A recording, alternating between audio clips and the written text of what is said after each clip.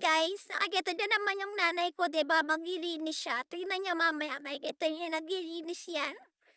Ayan guys, may kinukuha lang siguro si mama kaya hindi siya nagpapakita pero yung makikita niyo yung paglilinis na guys. Yan. Kinuha niya ata yung pang-mop ba yun? Yan.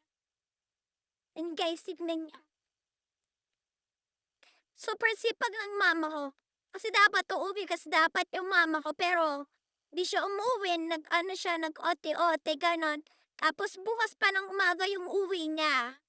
Pero sabi niya naman sa amin, wala naman daw siyang pasok. And guys, tingnan niyo. Diba ang sipag ng nanay ko? Yan. Tingnan niyo mga ginagawa ng mga utility.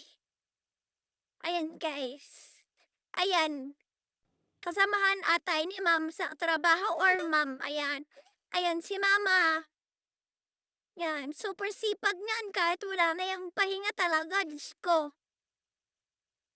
Ayan.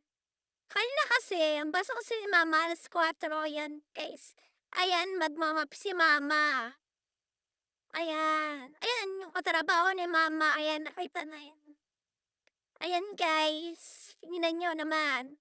Super sipag ng nanay ko. Love na love namin yan. Hi mama, I love you.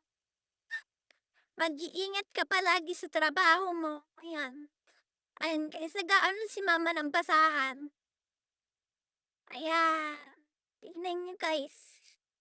Ganyan ang mga trabaho ng utility, naglilinis ng CR. Ayan guys, tignan niya. Nakita niyo si mama nalapit. Kasi magpapaalam na yan. Sabi niya, matulog na daw kami. Ayan, ayan si mama. Kahit pagod, fresh pa din yan. Ayan guys. Ayan, ayan si mama. Oh, maganda yan. Ayan si mama. Ayan guys. Ayan yung bunso kong kapatid. Inaantay kasi si mama kasi hindi nakakatulog hanggat hindi nakikita si mama o nakakatabi sa higaan. Ayan.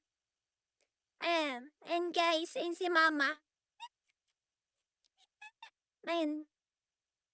Ayan. Hi guys, welcome to my guys. My guys.